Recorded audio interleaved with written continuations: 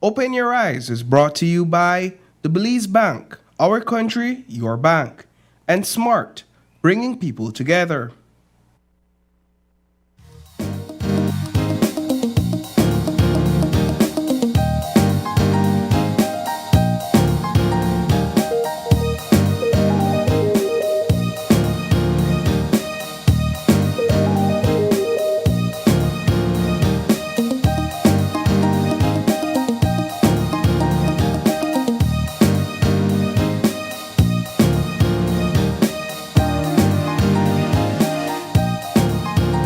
Live from the GBM studios in Belize City, it's Open Your Eyes. Start your morning right with your hosts, Sabrina Daly and Isani Caetano.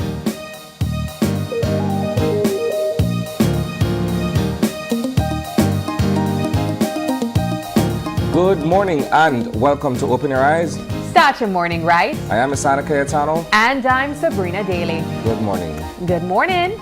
Good morning, Sab. Let's jump straight into it. Okay, what we have this morning for our lineup, we're cultivating change through sustainable agriculture in Belize. We're honoring William Dawson through his Peace, Passion, and the Pitch. That's his ongoing tournament. Design Depot bridges tourism and trade. And finally, Spalala Pampers the next generation. Say Spalala 3 times fast. These are the 4 conversations we're going to have this morning. Good morning, folks. Good morning. Sab, you're on early this morning. I had to tell you. How you doing? I'm good. I'm feeling great, refreshed? Actually. Yeah. 2 for 2, you know? Can't complain. Tuesday, Wednesday.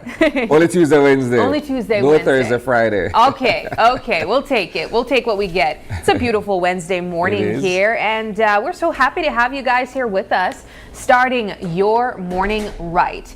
I know that there's quite a few things we can jump into this morning for conversation, so let's head straight into 5 things we think you should know before you head out your homes this morning. Starting off with the Ministry of Public Service delivering partially on News 5's FOIA request. Also, the Belize Bus Association cries foul. Political favoritism alleged in advisory appointment.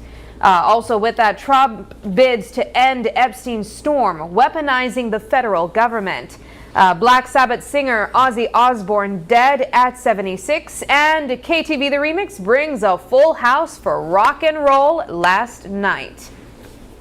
Let's get into the most pressing one. Well, actually, there's quite a few here that are equally pressing, but I know last night we were able to give an update on the FOIA request to the Ministry of Public Service. Yes. Quite some interesting findings coming out of that, but still more questions than answers. So just to provide a backdrop for our viewers, it's been several weeks since we initially began covering this request, and the fact that it came out of information that had been presented by the Public Service Union amid the union's tensions with the government, right? Just to lay the foundation for it. So for the past several weeks, we've been looking at landlords and tenants where private and public are both concerned. The government being able to rent spaces from private landlords to conduct business. All right, so that being said, we had initially filed a Freedom of Information Act request for the documents that would be able to, provide the names of all the landlords and all the ministries and offices and so on and so forth on the part of the government. And while initially the Minister of Public Service had indicated to our reporter, Paul Lopez, that he would furnish the list to us here at News 5. That took a while to come by. As a matter of fact, viewers would recall a brief spat between the minister and Paul following one of the union meetings at the IT vet here in Belize City. Nonetheless, the request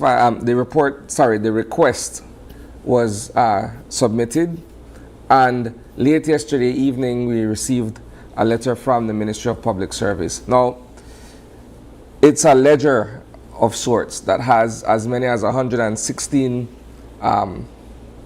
landlords being listed on there. Several names repeating in terms of the properties that are being rented out to the government of Belize.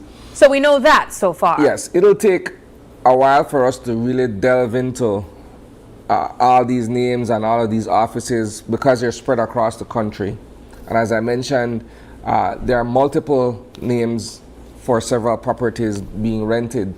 But why we say partial is that we were asking for a detailed breakdown of how much each landlord is getting based on the property being rented, the real estate value, the square footage, and all of these other things, Which right? is perhaps the real meat of the Yes. request. Suffice to say that we were told, okay, well, it's $2.5 million per annum, and all of that is in the big green book, which is the budget, right? But from what we're understanding is the figure in the big green book is pretty round. It does not detail exactly what we were asking for in terms of itemizing how much money is being paid in rent to any one landlord across all of these properties and what have you. So that's why we're saying it's partially honored in a manner of speaking. But yeah, so we have our work cut out for us. We're going to delve into it and see, you know, the names and perhaps go out and look at some of these properties and what have you. Well, what did you make of the response from the ministry essentially saying that they wouldn't be able to reveal the open contract because it could potentially drive prices up?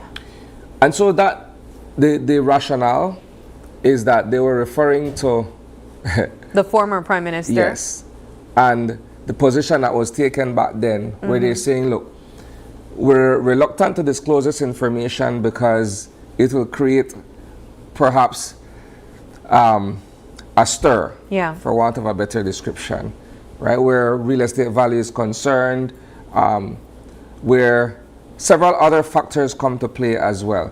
Now, I don't know that in today's day and age where if we're talking about transparency and accountability, particularly with the use of public funds, that certain things should be held as sacred, that we can't disclose certain information. But that's just my own opinion, right? I'm not a legal mind. I don't know how the details of that work. But I'm just thinking, look, if we're going to be providing information to the public based on what we use from the Consolidated Revenue Fund or what have you, we have to be all the way transparent in how we present it. Yeah. Right? And that's just my take on it. All right, so where do we go from here? Do we still try our hand at getting further information, or do we accept Well, it as I what it is? mentioned, there's an extensive list of names and places, and so that's where we're going to head to next in terms of some of those repeat names, with a view to see if we're actually getting bang for buck in terms of value. Yeah. All right. Well, moving on to some international news, and this one has been making headlines for quite some time. You can go all the way back some years from now, really. But I think it's become more of an interest to not only persons in the United States, but in general people who have been following the Epstein saga. Since then, there has been a closer look at the relationship between President of the United States, Donald Trump, and Jeffrey Epstein. You would know him as one of the persons that ran very closely with Donald Trump back in the day. But he also has his fair share of skeletons in his closet, so much so that it found him in prison for sex offending. Since then, there has been a call to reveal further information where Epstein's involvement in some of these acts are concerned. And President Donald Trump is being accused of weaponizing the federal government to seemingly protect Epstein. Well, so Jeffrey Epstein has been dead for a couple of years. There is this, he was found unresponsive in his cell, and his death was declared as suicide initially. But conspiracy theorists would argue that that wasn't necessarily so. Yes. Nonetheless, there's the belief that a list of names exists. Now, a bit of a backdrop again once, for viewers who may not understand what's taking place here. So, there was this entire allegation and a charge of Jeffrey Epstein, this well-known financier, Jewish American, his involvement, his alleged involvement in child pornography and pedophilia and what have you. So that's what landed him in jail in the first place, right? But because he was hobnobbing with all of these billionaires and all of these socialites, prominent people in U.S. society, there is this thinking that there's a list out there that shows him with, or that pretty much connects him to these individuals, or facilitated, or what have you, right? And so you have all of these big names that have been tossed around, including Donald Trump's name. Well, he's seen in several images with Jeffrey Epstein over a period of time, right? And then you also had the allegation that Bill Gates and Epstein had a close friendship, and that was, you know, put under the spotlight as well, and all of these things. But what has been happening recently is that there was this push for the so-called files to be published, or to see the light of day, right? And it has to do with Donald Trump's MAGA support base, and how they are in a sense drawing distance from him based on this so-called revelation, right? And so it's amazing that the President of the United States would essentially weaponize, or we say weaponize, but he would pretty much use the government as sort of his attack dog to stave off this whole thing, right? the association. Yeah. And it's a firestorm for him, right? This has to do with the closeness of an individual with someone who has been named publicly for wrongdoing or what have you. Yeah. Now, I want to bring it back home, right? Belizean society is so much smaller than the American society, right? So that we all know each other, we all bump into each other at some point in our lives, right? Rich man, poor man, otherwise. So when you get in a situation where you're rubbing shoulders with someone who at some point is under scrutiny for activities that may be untoward or questionable, a lot of people would want to immediately draw a distance, right? And it reminds me of the Danny Mason situation when it was discovered that Pastor Lou had been kidnapped and killed and all of these things. He ran in a certain circle where a lot of people, a lot of quote-unquote big people, you know, knew him and were around him and enjoyed his largesse and all of these other things. And the moment that story broke, everybody started pulling back. Ministers, high-profile friends and all, everybody started draw back, right? And it wasn't until the investigation continued that you start to realize, wow, he was influential in those circles indeed, because a lot of people either came to him for some kind of donation or all of these other things that were being done. But it begs the question, how close do we get with certain people in society? Knowing or not knowing what's happening in the background? I think that last part is the key, at least for me, that stands out. When you hang so closely with an individual, it's hard to think that you would not know some of these things that they would be involved in, especially where partying is concerned. The way that partying in the early 2000s, the overall lifestyle. the lifestyle that they had. And you know, I also think about the early 2000s and how different it is to the era that we're in right now, the age of technology, where it's so difficult to hide anything. Either it was recorded or a photo was taken. But back in the day, you could get away with a lot more without people knowing. It's basically more word of mouth back then. And so it's interesting to see how this still follows President Donald Trump, and also how he's trying to distance himself in the slightest way possible. But moving on to some lighter topics to discuss. I know that a lot of you were tuned in last night to KTV The Remix, and that's because it was rock and roll night. Alternative rock was the genre of choice, the judge's choice. And we saw contestants take the stage, and up to 3 persons walked away with a perfect score. I was thoroughly impressed with the performances last night, just electrifying. And I have to say kudos to everyone who tried their hand at alternative. A lot of them said that they that they were not familiar with the genre. A lot of them said that it was completely out of their comfort zone. But I was really impressed with it. I don't know, like, if we're talking about rock and alternative music, perhaps it's a small pocket of Belizeans that really take to that particular genre. Maybe that's the rationale why others are saying, well, we're not really familiar with it that kind of way. It's kind of sad because I grew up listening to rock and alternative, and I get that. Even for instance, yesterday finding out that Ozzy Osbourne died, it's not so much of a big deal here in Belize, but for me it's like, I grew up listening to his music because of the influence from my brother, and although Ozzy Osbourne is like decades older than I am, I'm still familiar with him. I'm familiar with his family because a later generation would have known him for his kind of MTV presence, where it's a stark difference from who he was in his rock and roll era. There was an entire series on MTV. And VH1 subsequently with Ozzy Osbourne. But so we're digressing. I'm simply saying KTV. A lot of people aren't familiar with rock. Yes. But it's one of those genres that grows on you. So if you're introduced to it at a certain point, eventually you get to understand it and like it. And so perhaps it was a challenge for some of the artists who performed last night, who perhaps had to take a crash course in how to deliver on these performances. Yeah. There you see Karina Clark singing Zombie. I expected this song to be performed. This is a favorite for a lot of people that go on KTV. But aside from that, we heard some other people singing songs like from Coldplay. Clocks was performed, which was beautiful.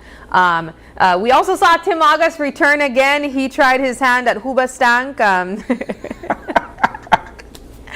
He did good. He kept on saying, that he's just trying. He said that he initially came. Taking on Hoobastank is quite a task. Look, I want to say, Tim, I'm just proud of you, man. He's just trying, and he said that. He said initially he was only expecting to be there for the auditions to honor his late friend, but he's here still, and I'm excited for him. This is a whole experience. This is a part of his bucket list. What? Like, let's do this, man. But ultimately, as I said, we saw three people. We saw three people get 310s. Congratulations to them, and even spun the wheel at the end of the night. And you can expect some R&B next week. So that's gonna be fun. I know you love yourself a good R&B. Yes. But here's the thing for me, Sabrina. One of these shows, the producer, and I'll wink at her, so at least allow me to pick a song or two so that the performance, Isani, don't get me started, Isani. I have my wish list in my mind, and then sometimes... What I really want to tell you, I'm going to tell you during the break. But the producer said whatever song that you'd like to recommend, you can let her know. There you go. But please, if you guys enjoyed the show last night as much as we did, and if you really want to see your favorite continue along in the competition, you got to vote. You have to vote for your favorite. And so voting has officially opened, and it's going to be closed until up until Sunday. Remember, it is a competition, and so for your favorite to stay in, you have to vote to keep them in. It's not only on the judges. As they say, the judges have their say, but you guys, the viewers, you get your way. But that does it for some of the things we think you should know before you leave your home this morning. We do want to move straight into the Eye on the Weather now, courtesy the folks from the National Meteorological Service.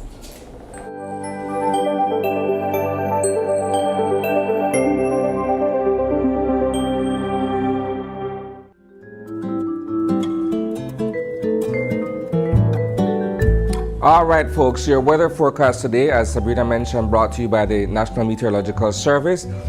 It calls for mostly sunny skies today. Tonight, skies will be partly cloudy. Shower activity will be isolated, except for the extreme south, where a few more can be expected late night and early morning. Today's temperatures along the coast is going to be 89 degrees Fahrenheit, 82 degrees Fahrenheit. Inland, it's going to be 95 degrees Fahrenheit, 74 Fahrenheit. And in the hills, 82 degrees Fahrenheit, 68 degrees Fahrenheit. The extended forecast for Thursday and Friday calls for 88 degrees along the coast, 95 degrees in the hills, and on Friday it's 86 degrees along the coast, and of course 91 degrees in the hills. On Saturday it's going to be 87 degrees along the coast, 97 in the hills, and on Sunday it's 87 and 92 respectively. The astronomical forecast calls for sunrise at 5:29 a.m. That happened earlier this morning. It will set at 6:29 p.m. later today. The moon sets at 5:53 p.m. today, and it rose at 5:12 a.m. as well. And so for the marine conditions, the sea state remains light chop. The winds are going to be blowing from east at 5 to 15 knots, and the tide, today's highs is the high tide is at 8:16 a.m. The low is at 3:56 p.m. and today's highs is going to be again at 10:06 p.m. and tomorrow's low is at 2:38 a.m. And that's your Eye on the Weather, brought to you by the National Met Service. Take it away, Sabrina. Alrighty, thanks so much, Isani. Moving things along, we have to take a quick break now, but don't go anywhere, because when we come back, it's all about cultivating change through sustainable agriculture in Belize.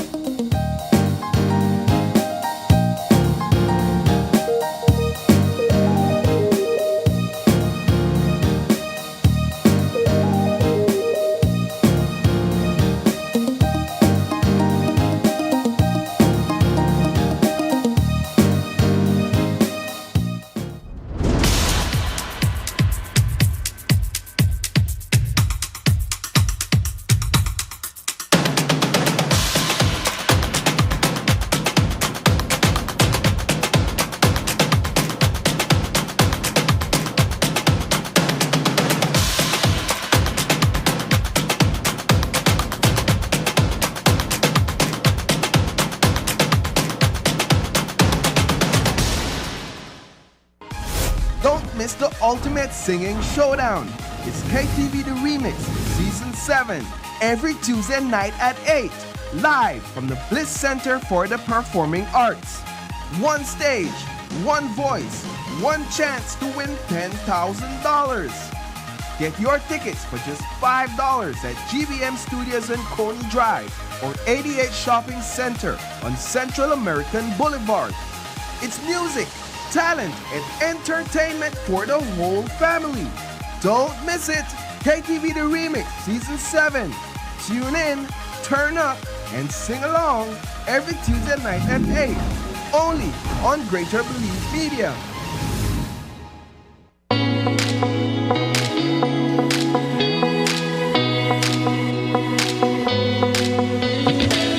Oh man, one more stroll and my data is done.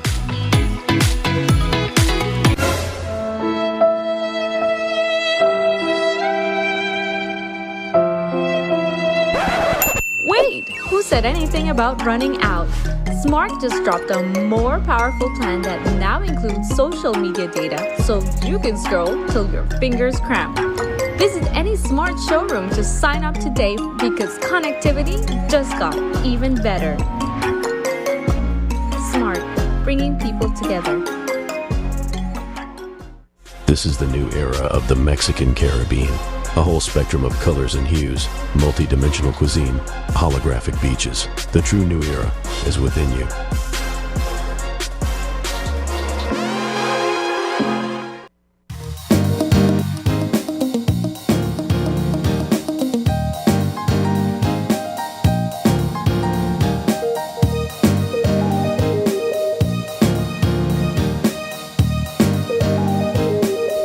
And welcome back. Our first conversation this morning is all about cultivating change through sustainable agriculture in Belize. Joining us in studio this morning is the Matching Grant Coordinator for CRISOP through the Belize Social Investment Fund, Mr. Roberto Harrison. Good morning. Good morning. And he's accompanied by Mark Cook. He's the Communications Officer for Climate Resilience and Sustainable Agriculture Project, CRISOP. Gentlemen, good morning. Morning. Let's talk about agriculture and sustainability and how this falls into this particular initiative by the Social Investment Fund. Well, as you know, and we've had this discussion over years now about the issue of climate change and how it's been affecting agricultural production and livelihoods for that matter. Agriculture being one of the ones that we see most, the threat of food security, the threat of not having perhaps enough to eat at certain points in the year. So this project seeks to create that opportunity for small farmers to adopt climate smart technology and approaches and builds resiliency in a sense. How quick can you recover from any natural disaster? How quickly can you recover from pests and disease outbreaks and so? So the government saw the opportunity to invest funds, and the project in itself is a $50 million, like I said, a $50 million Belize loan from the World Bank to assist small farmers in adopting climate smart technology and approaches. $50 million is a lot of money. How do we see a budget like this supporting small farmers across the country for an industry so large?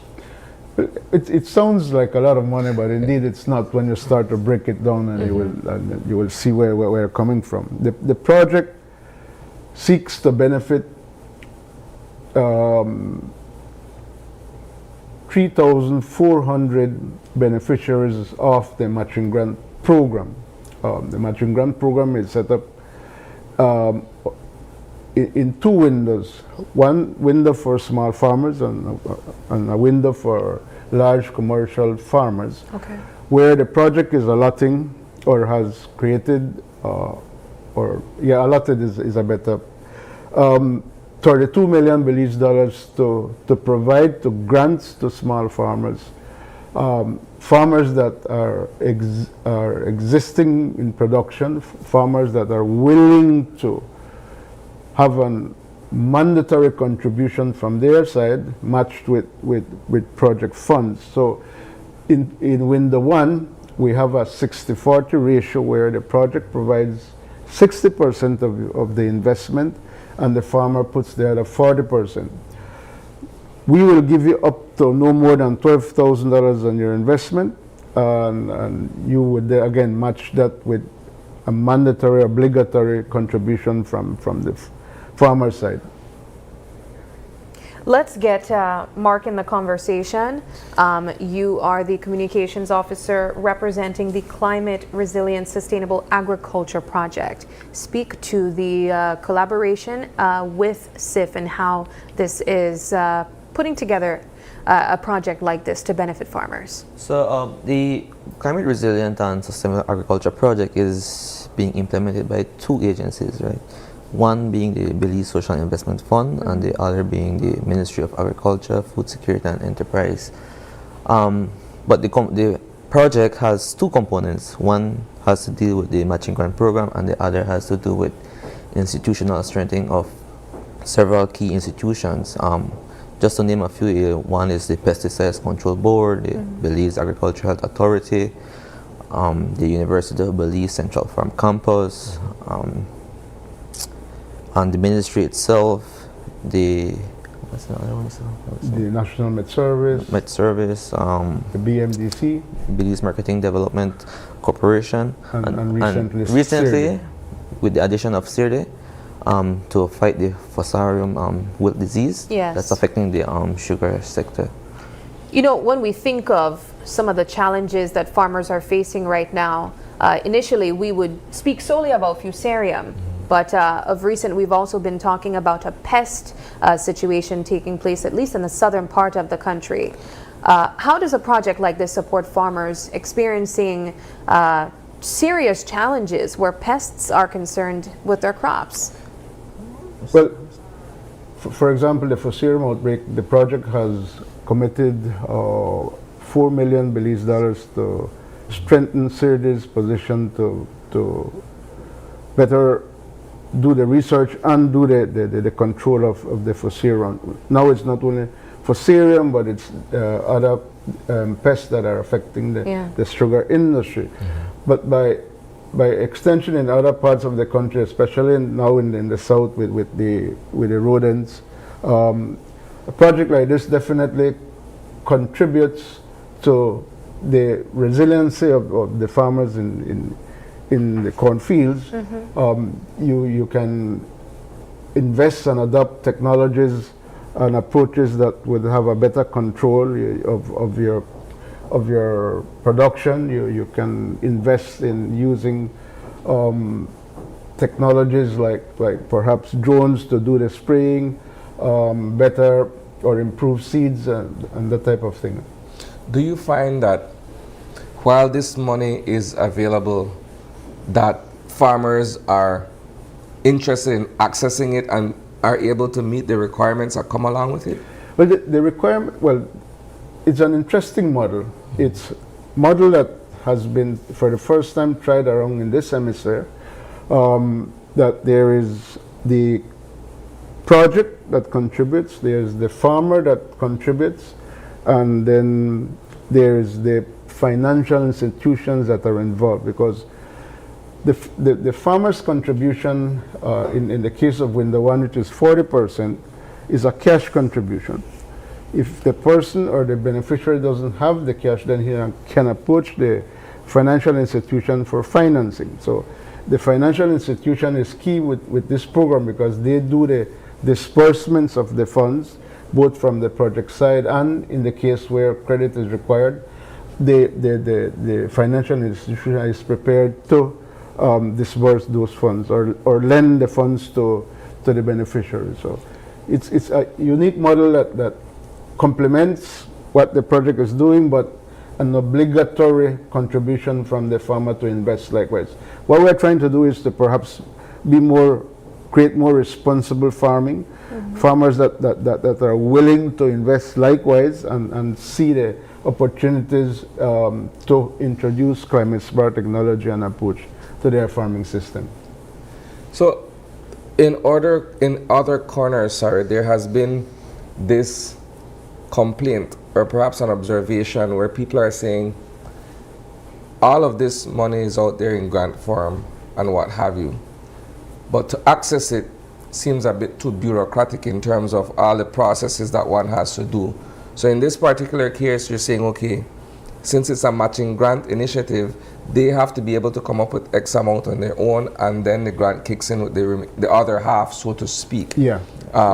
Do you find that this proves challenging for some farmers, or perhaps it's in a sense, I don't want to say discouraging, but perhaps it's too high a bar for them to be able to measure up to? Indeed, and good observation, because the project started in 2023, and we have been trying to put the model in motion since then, and it's only in January of this year that we started to see the disbursement of funds by farmers. So that it's something new, but we see the willingness of farmers to want to invest likewise. From our part, again, we are trying to adjust and making the process less bureaucratic, as you said, and we are getting there. 32 million is there available for as grants. I think an opportunity for small farmers. We have now included the educational system, primary, secondary, and tertiary level institutions. We're looking at investment in agro-processing. We're looking at investments in the preparation of bioinputs. Anything or any investment that builds and creates better opportunities for farming, we are willing to invest along with the farmer. When we talk about climate change and the effect of climate change, there's been this huge push in the agriculture sector for climate smart technology, so that we know exactly what the impact would be, we know exactly when to harvest as opposed to be able to dodge or avoid whatever is coming in terms of weather patterns and changes and what have you. Do you find that across Belize, particularly in some of the areas where you have small farmers who may not have access to this kind of technology, that they are inquiring about it, that they would want to begin implementing this in their own corners? Definitely, and we see it quite a bit in the north, because some most of the investments that we have made recently is up north. The introduction of improved irrigation systems, the introduction of biofertilization, new varieties in livestock, improved breeds, live fencing, electric fencing. So we see the farmers are opening up, and again, the idea is to build their resiliency to overcome any falls in production at any point in time. So learning to use technology allows you to recover quicker than when you're just doing conventional planting, that you're waiting for something or for government to come in to do the changes for you. When if you build that experience in using technology, it's quick for you to put in a new system in place as quick as possible. Well, how can farmers on the larger and smaller scale get involved with this project? What's the process? So recently there has been certain changes, but just to add this, and I'll come back to your question shortly, right? Recently we started our national tour. In the pipeline, the project is to be extended countrywide. Initially, the project is currently being implemented in the Corozal, Orange Walk, Belize, and Cayo districts. So what we started doing is our awareness sessions in Sand Creek and the Toledo districts. And the two communities that we visited last weekend, I mean, they showed interest, right? And I think you can see the picture right over there. Yeah. We are getting crowd, and they're showing interest. And I think more awareness and more sensitization session on the matching grant, and I think, and in the deep south, especially with the addition of the cacao commodity, I think most farmers will take part within the program. But I think what is needed at this moment is a more breakdown of how, especially working along with these PFIs, like the DFC and the Colada Credit Union. I think we need to do more outreach on how they can be able to access this finance. Is that a question repeatedly coming from the bodies of people that you are meeting with? They're asking for more information? Yeah. And I think, Mr. Harris, if you can speak on along with PFIs. Well, like I said, the model involves financial institutions. To date, there are two institutions that are promoting the program, like Immaculata Credit Union and the Development Finance Corporation. We're now getting preparing or will provide the go-ahead for St. Francis Xavier Credit Union and the Toledo Teachers Credit Union and the St. Martin's Credit Union in San Ignacio. So those institutions, because we only have two right now, there's a slow process of approval because of the amount of applications that are in the pipeline. So we're getting the others to come in and facilitate and provide the approvals at a much faster rate. All right. Well, and we have a beneficiary, just to use an example, from the August Pine Ridge area in Orange Walk. Yeah. She's a female farmer, and the project calls for 30% of the beneficiaries to be women. And she's a small window one farmer. She's into swine production, and when she applied for the project, she went for the maximum grant, which is 12,000, and she had to put in 8,000. And her story is something that I for myself, I love to see it, right? Because you can see how the project has helped her build more pig pens to expand her production. So she puts up 8,000. The grant matched with 12,000. That's $20,000 as an investment into her in the operation, right? And the financing was provided by Immaculada Credit Union. All right. Well, that's fantastic. Again, though, for persons who would like to know how to begin this process, who do they contact and how do they get involved? The correct person to contact would be the matching grant coordinator, since he's in charge of that component. But also, if they can follow our Facebook page, cresap.bz, that's CRESAP.bz, and in the future we'll be hosting a webinar whereby they can take part of it and get to know how they can start the application process. They can also go to the financial institution to put in their application. The project is providing technical assistance to prepare those proposals. We pay 80% of the cost of the preparation of the project, and the farmer would contribute 20%. Everything is a cost sharing in this project, because again, we want to have more responsible farming done, more responsible farmers doing the right things, and use opportunities like these to build on their success. No? All right. Well, gentlemen, this has been a wonderful conversation. Thank you so much for the information, and we wish you guys all the best, including the farmers who will be applying for this. Thank you. Thanks for having us as well. All right, we take a quick break now, but don't go anywhere, because when we come back, the Belize Connect Expo bridges tourism and trade.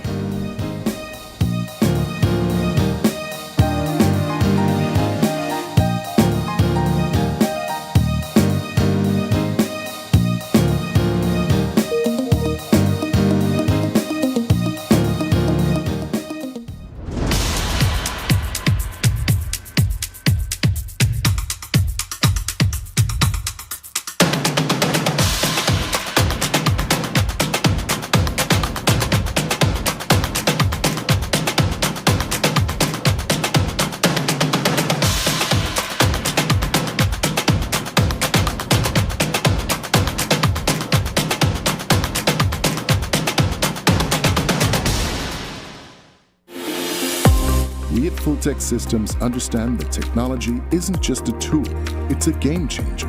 At home, smart devices and AI are revolutionizing daily life. In education, tech is making learning more interactive and accessible for students and educators alike. For businesses and government, it's driving innovation, streamlining operations, and unlocking growth, leveraging tech for better services, infrastructure, and security. At Fulltech Systems, we help you thrive with cutting-edge solutions, partnering with leaders like Dell, HP, Microsoft, APC, Fortinet, Cisco, and Tomy 8. We deliver the right products for your needs, whether it's boosting efficiency, improving customer engagement, or scaling operations. Connect with us and let's drive innovation together. Fulltech Systems, your technology center, where you come for the price, but stay for the service.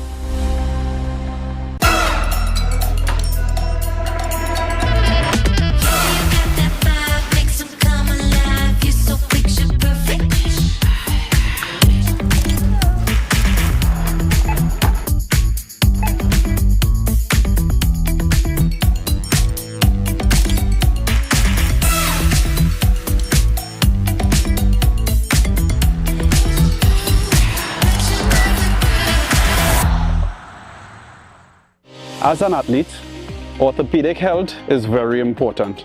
Our bodies can be so strong and yet still so delicate. Injury is something that we cannot prevent. We could try to mitigate the risk of extreme injuries. However, it is very, very important that you know and understand your body. As we get older, our bones are getting softer. It's hard to treat degeneration which already happened. The first treatment is a lifestyle modification and the support of physiotherapists. I am Dr. Sergey Adonin, an orthopedic surgeon, and we are watching Caribbean Medical TV. Be viewing Caribbean Medical TV on this station.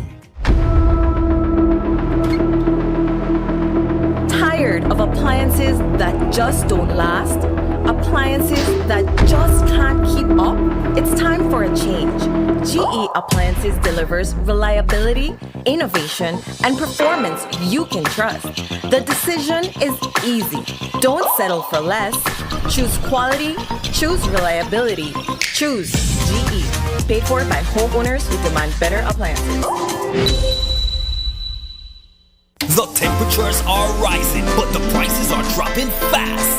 From beach days to backyard barbecues, Cellular World has everything you need to stay connected, entertained, and ahead of the curve. Crank up the music with JBL speakers. Watch every play in a crystal clear action on a new Samsung TV, or stay productive with reliable Dell devices, all from your trusted authorized distributor. How low can you go? Try smartphones just for $119. Tablets at $129. TVs starting at only $379. Gadgets, computers, printers, appliances, and office equipment at the best price. Visit us today at your favorite Cellular World location, Belize City, Belmopan, Orange Walk, or San Pedro, and find great deals, trusted brands, and a summer you will never forget. My name is Leomar Langzert, and I'm a teacher, and I bank with Belize Bank Independence Branch. What I enjoy is to see if the features that the app offers. I have a sense of not having to worry or be concerned about somebody finding my password and username to sign in the application because of the use of the one-time password. And another feature that I love, that I use the most, is how the app synchronizes with my fingerprint on my device. I enjoy the rapid and easy, seamless process to apply for loans through the Belize Bank, and I don't have to be having too much back and forth to visit or take time to visit the bank. They also start to offer the online applications through the app for loan applications, which I believe is very neat. I would definitely recommend Belize Bank to other teachers because one of all the features and advantages that the app offer with these online that Belize Bank offered is basically everything that you can do in the palm of your hand. So I would definitely recommend the bank to other teachers.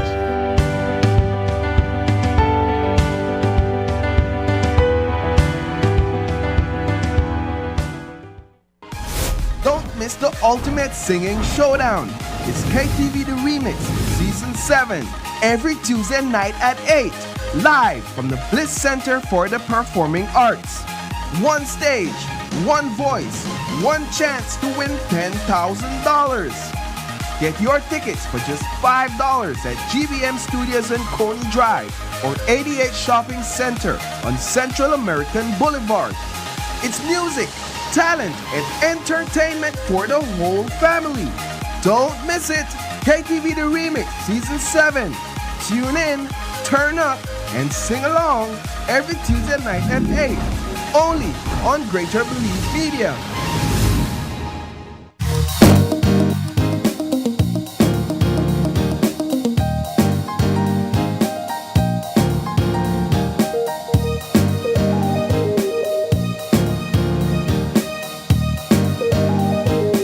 Welcome back. We are jumping into our second conversation this morning, and it's all about the Belize Connect Expo, bridging tourism and trade. Joining us this morning is Christy Ely Ortiz in a different capacity this morning. She's here as the coordinator of the Belize Connect Expo, and she brings along with her entrepreneurs, business owners, and representatives of businesses. Here with her is Sonia Gutierrez. She's well known, a representative for Cellular World. She's a corporate sales representative. Also with her is Asia Gorel, owner of Zest Handcrafted Jewelry. And a new entrepreneur, Brittany Young. She's the owner of Perfect Plates. I love saying that. Ladies, thanks so much for joining us and welcome. Good morning. Good morning. So the Belize Connect Expo, I heard it's a big deal. I heard spaces are going quickly. And this is an opportunity for us to speak about what this initiative is and what it seeks to achieve. Christy, let's begin there. Okay. The event is engineered around tourism, but it's open to any business that supports or work within that ecosystem, right? It's going to be held next week, Saturday, August 2nd, at the West Room at Grand Caribe in San Pedro. From 11 a.m. to 5 p.m. Admission is free and it's open to the public. There's going to be something for everyone. It's a family-friendly event. This is a fantastic initiative.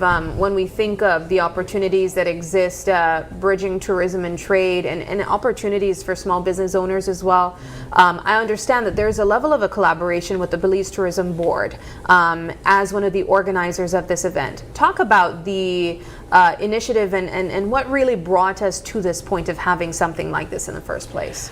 It's really important that we highlight the tourism sector, especially the businesses that contribute to that sector.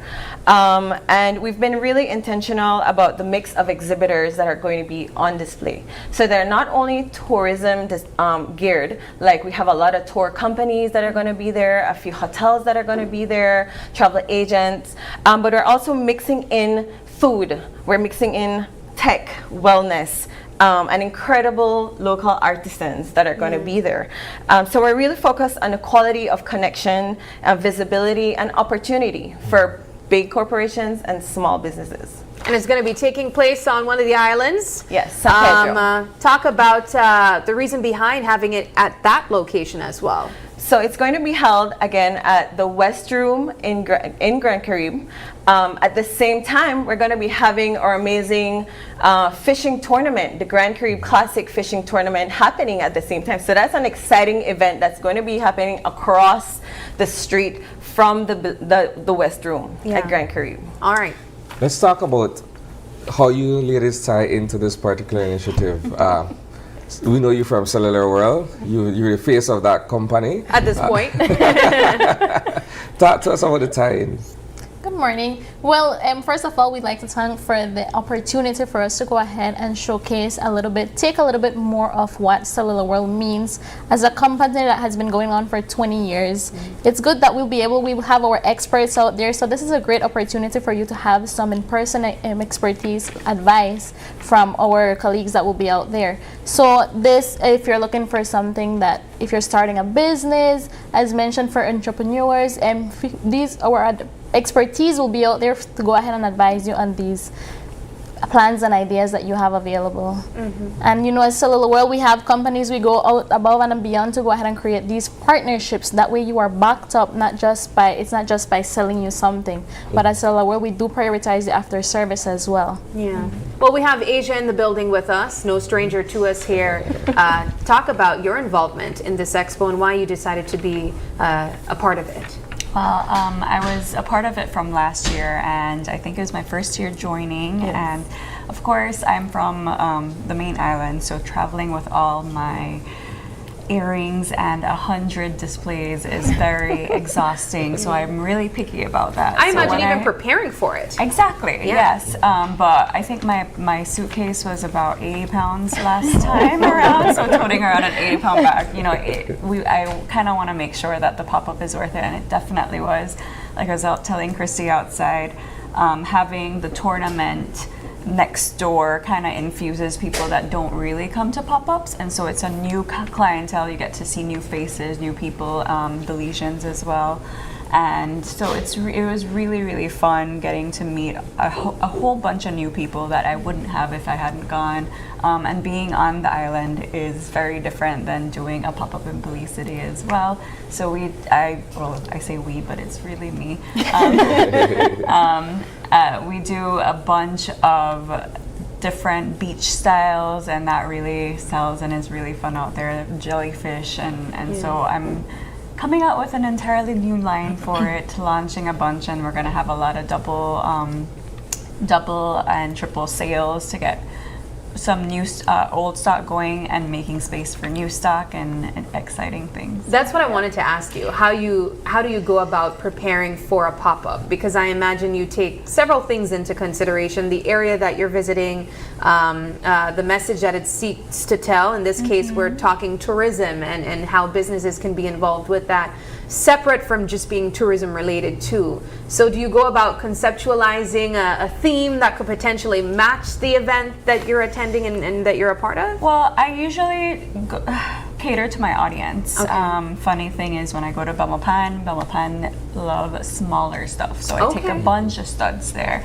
San Pedro, they love the glitz and glamour, they love the beach, so we take big things, just like Orange Walk. They want big everything in every color, every size. It's amazing how you study the districts in the It's been a while. Belize district life. You know, it's hard. It's hard with Belize City. It depends on the season. Okay. So if it's just a regular We like summer 'em all. season, you like everything. that's But true. if it's Christmas, then things get to get a little bigger, a little glitterier, if that's a word. Yeah. But yeah. All right. Well, we have Miss Brittany here with us, and she's in a different capacity as well, this time as an entrepreneur for Perfect Plates. Let's talk about your business and why you decided to be a part of the expo. Sure. So we are a younger brand. So this will be our first time joining the Connect Expo, and really it was a no-brainer for us because we focus on natural pet treats. So they are single ingredient, dehydrated to lock in nutrients, flavor, and we know San Pedro has a lot of pet parents. So being able to join the Connect Expo will give us the opportunity to connect with pet parents out on the island, but also connect with other businesses because we are new. We need to take advantage of that opportunity to meet other entrepreneurs, learn from them, and kind of build that intentional connection. So. And I see you brought some items on display. We did, yeah. Explain to us what we have here. So our product line is made up of 4 different treat options for pets.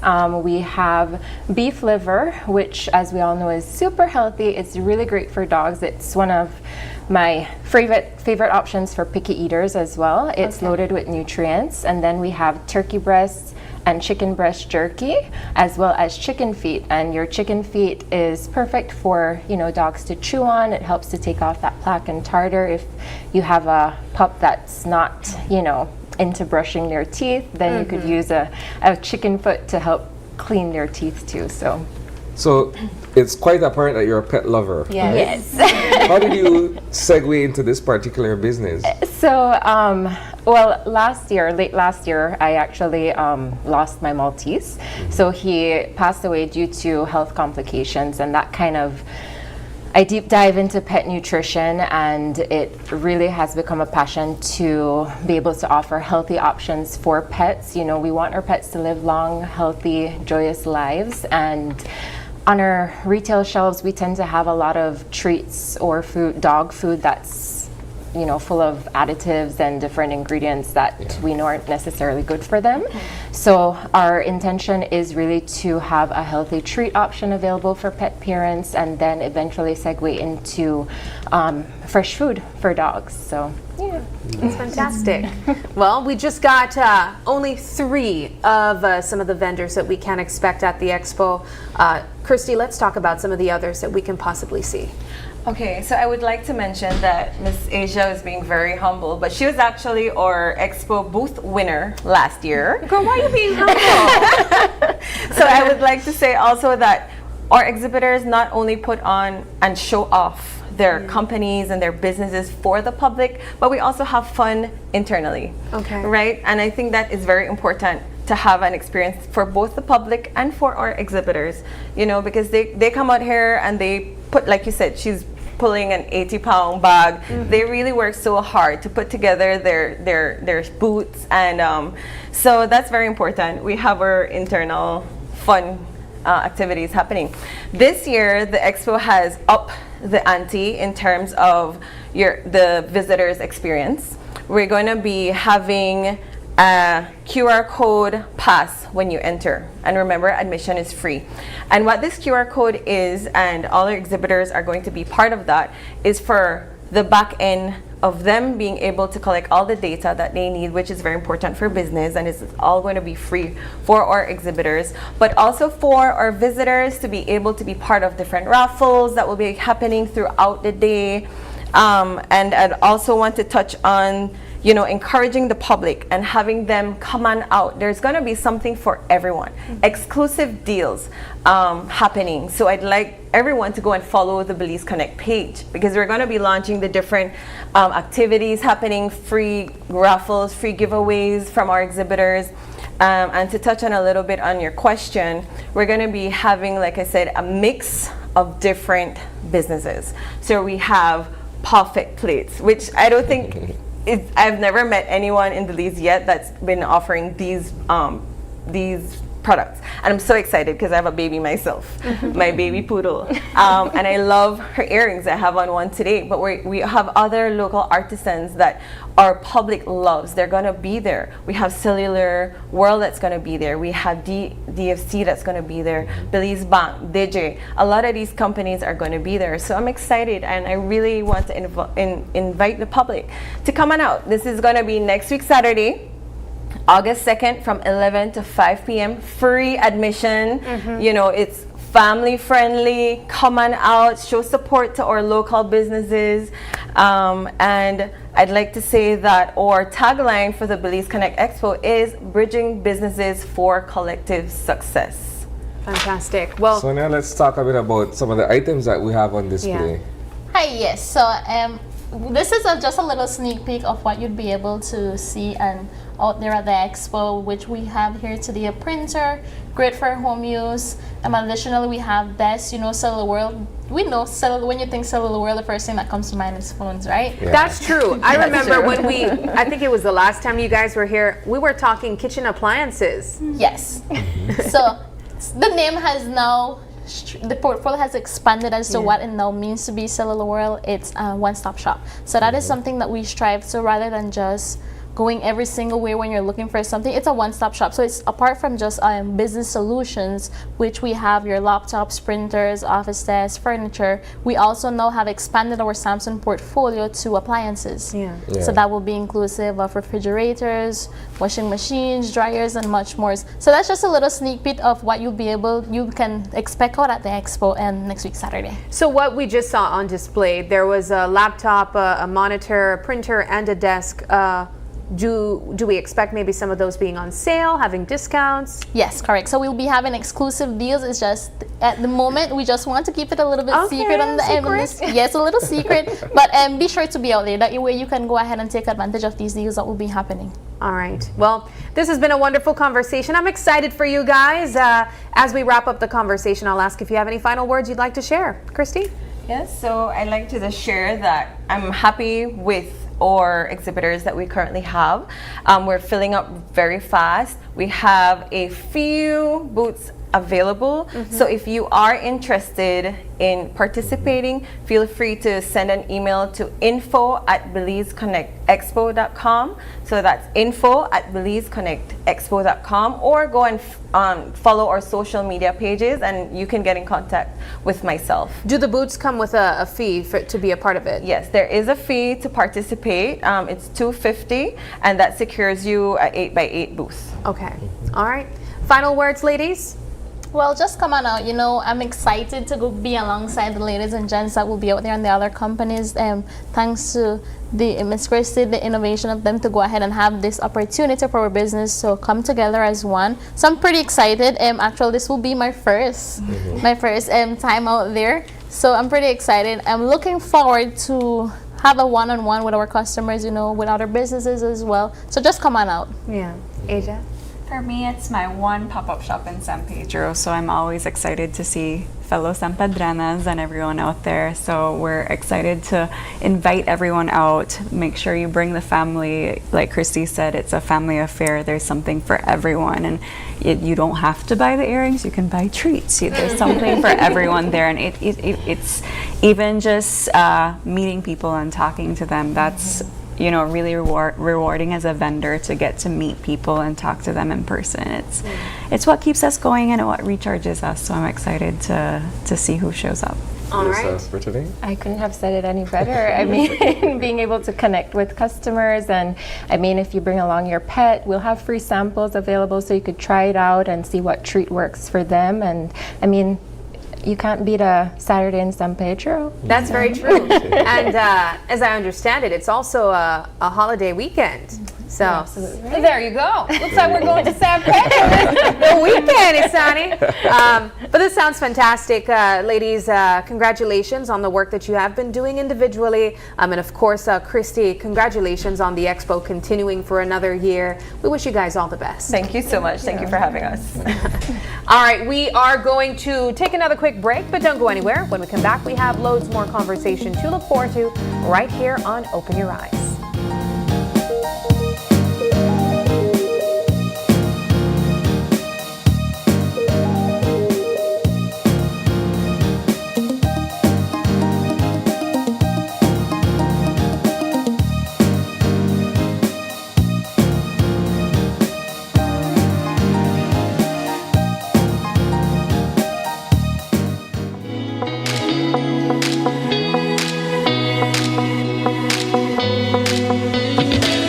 Oh man, one more scroll and my data is done.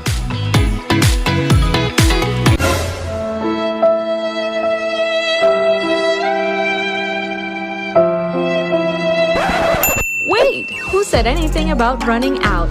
Smart just dropped a more powerful plan that now includes social media data, so you can scroll till your fingers cramp. Visit any Smart showroom to sign up today because connectivity just got even better. Smart, bringing people together.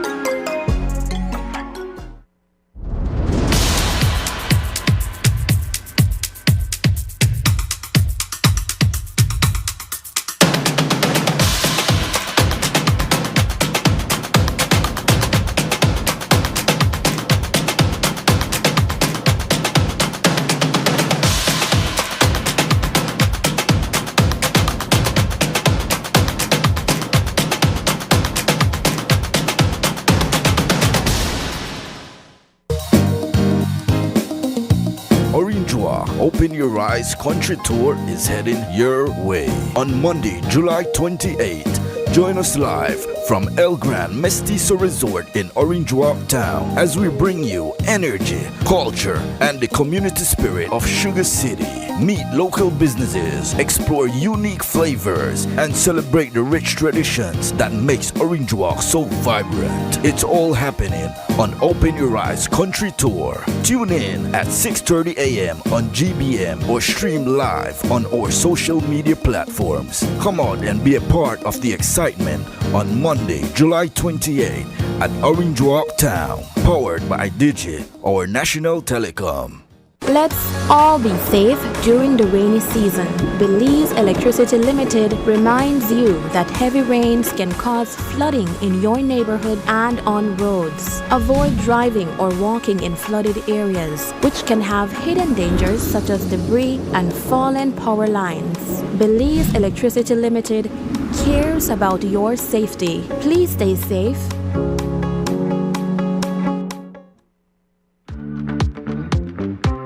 Is your classroom in need of a transformation? Benny's B-Box is giving one lucky teacher the ultimate classroom transformation experience.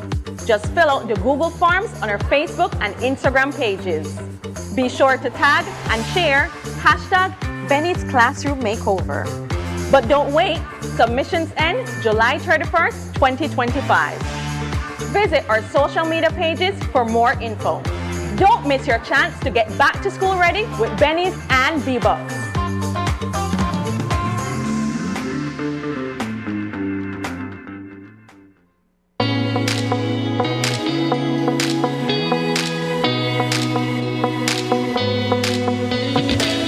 Oh man, one more scroll and my data is done.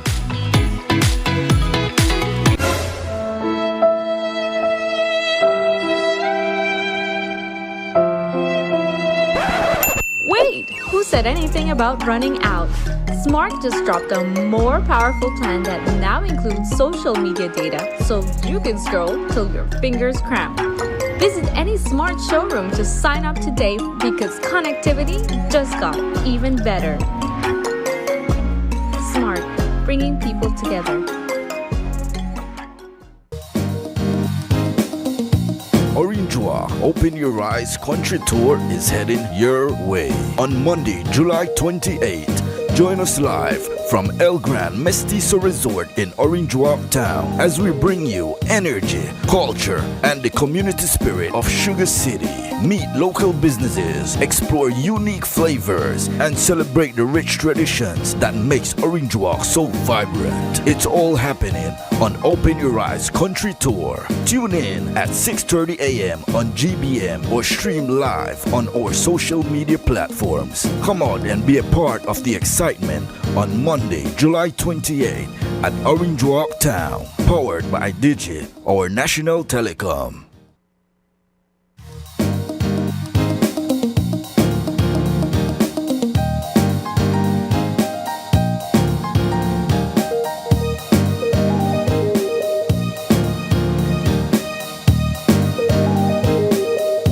And welcome back. Our next conversation is about honoring my good friend, the late William Dawson. And in studio with us this morning is Douglas Hyde. He's the tournament coordinator of the William Dawson Peace Cup. Morning, Dougie. Morning. Good morning. And he's joined by Sergeant Linsdale Belize. He's a deputy officer commanding the Leadership Intervention Unit. Gentlemen, good morning. Good morning. Before we talk about the Leadership Intervention Unit, the work that it does, and of course the William Dawson Peace Cup, let's talk a bit about William Dawson, the individual whom this entire initiative is named after. Let's start with you, Doug. Good morning, and let me say thanks for having us on here. It's a great pleasure to be on Channel 5. Open your eyes. Yes. William, when you said William's name, it instant give me cold feet, and that memories of him talking and communicating with me instantly pop up. William is a 1 in a million person in terms of his vision and the work that he started to do, especially in the different communities and the different aspect of his work. It was very deep. He wanted peace. That was his simple topic and message to every and anybody. He wanted peace. He wanted to find better strategies, better ways to communicate to our young persons, especially the at-risk or gang members, the communities that have these deep issues. He wanted to find better ways how to address it, and he didn't sleep. Believe me, he didn't. Sometimes when I would have get up early in the morning to go around and meet William, the drive in, coming off a mediation session, and he would have to tell me, Doug, I just meet with so much of the guys and would deal with stuff. That was how passionate he was about his work. And losing William, we had to find some way to continue that work. And believe me, that wasn't easy because he had a big feet. He had a lot of he had a lot of work already established over the years. As you know, he was an educator. He worked within the prisons, and he had different aspects of social and youth work that he made sure he put place in himself into. So those were some of those capacities we had to really fill, which wasn't easy and still is not easy. Yeah. You know, when I think of William, I think of the soft presence that really had such a big impact. And when I think of his involvement in mediation, as you described, I oftentimes wonder, because I was never there in person, but I oftentimes wonder, how is he received by persons in these communities that you know, you would have been meeting a situation that could have more than likely been more hostile, and he provided that soft presence. Have you been able to see that? It's so amazing. Like you definitely described it. It was, I mean, the tension is high. Yes. I mean, it's like 1 second away from a gunshot. Yeah. And William has this unique way about himself where he sits there and he listens, and then he comes in, and then these guys literally calms down. Yeah. Some of them listen to him, and then he would then open the discussion to a different way. Yeah. And that strategy works. It has been working for these years, because we've heard past commissioner William spoke about it in terms of the mediations with the police and the young people, and likewise our President Commissioner Dr. Rosado speaking about the continuation of mediation and discussion with these different areas. The policing style is not the same old of the past. We have to adapt and adjust to better ways and better strategies of working with our communities, especially our young, at-risk young people. And so William had that capability, and I must respect that. He was that unique person that just sit in that middle and calmly deal with it. But he was also respected in the streets because guys knew of his past likewise too, and he wasn't a no-nonsense person. He dealt with situation immediately, and so some of them gave him that respect because he earned that in the streets as a younger person. And so growing up, they could have given him that, you know, that authority respect that, when William talk, I know that somebody like we who could understand the situation and deal with it. Let's get Linsdale in the conversation. Your involvement in the LIU, how have you seen the work progress since being a part of the LIU? Well, it was actually a journey and a transition for me. Even in the 3 years I've been there, coming from a police department where it's, you know, your job is to charge, right? And so coming over into LIU, it was definitely a journey and a transition for me, just to add also even eventually becoming a pastor. And so going there, I've seen so much. I want to say this, you know, and this is just a phrase that came to my heart, you know, before coming here. It's hard for one to find purpose in something if you're not a part of the process. And so I couldn't find purpose in LIU before getting there, but getting there, I've seen, being a part of the process, being out there, being on the streets, being on mediation, being in these areas, you know, you definitely, you could see the process of these young men and their hearts. You know, there's many skeptics, but it's being a part of what we're doing for you to really understand what is going on. And so there's so much programs beside just mediation, intervention, and